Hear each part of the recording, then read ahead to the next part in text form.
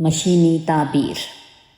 جولائی 1983 میں امریکی بحریہ نے فوجی مشقیں کی تھیں۔ یہ فوجی مشقیں سین فرانسسکو کے ساحل پر ہوئیں۔ یہ پورا عمل کمپیوٹرز کے ذریعے ہو رہا تھا۔ اس دوران میں بحریہ کے توپ خانے کو فائر کرنا تھا۔ فائرنگ کے دوران میں کمپیوٹر میں کچھ خرابی پیدا ہو گئی۔ اس کا نتیجہ یہ ہوا کہ کمپیوٹر عقبی جانب گولے برسانے لگا، یعنی جس طرف فائرنگ مطلوب تھی اس کے بالکل الٹی طرف۔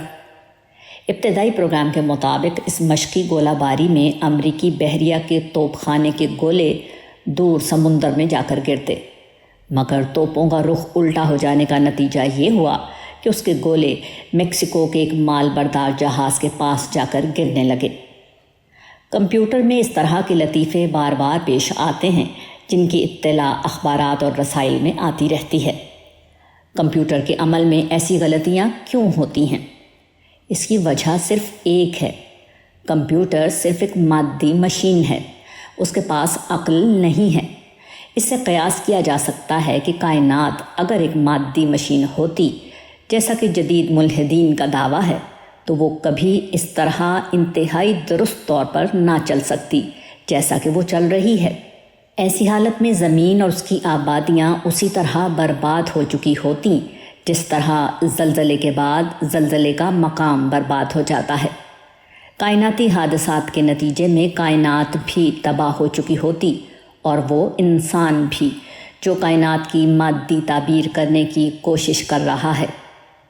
کائنات کا کوئی خدا نہیں، وہ صرف ایک مادی مشین ہے۔